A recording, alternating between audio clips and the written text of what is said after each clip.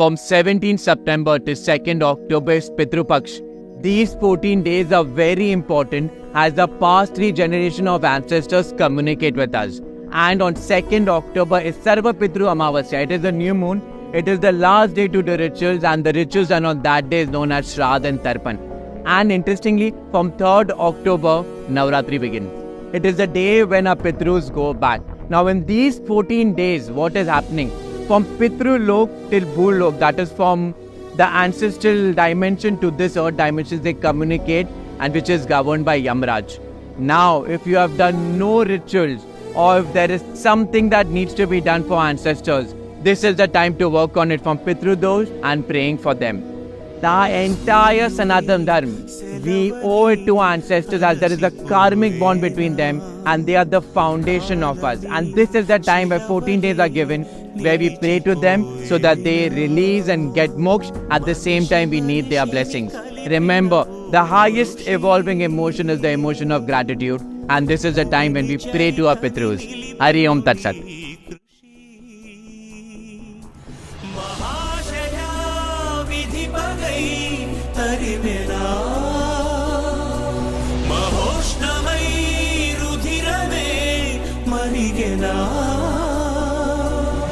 ఆగిపోయేనా త్యాగం కదా, ఆదమరిచేనా దైవం వృధా,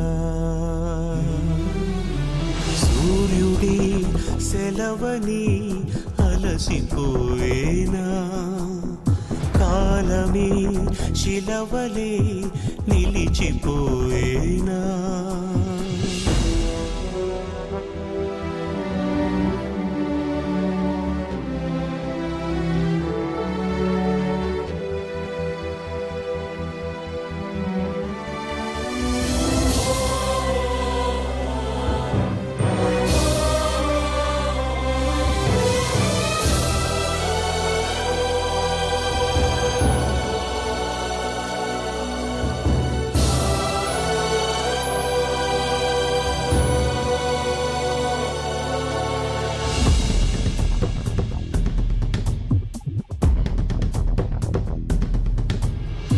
ఆకాశం నినుగని మెరిసిపోతుంది, నేల నీ అడుగుకై ఎదురు చూసింది, చినుకు చినుకున కురిసెను నీ కళ,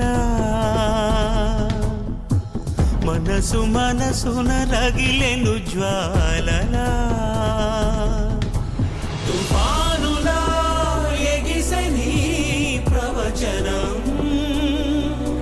తమోజ్వల కదిలని యువజనం, పంచభూతాలే తోడై సదా, పంచ ప్రాణాలై రావా పదా.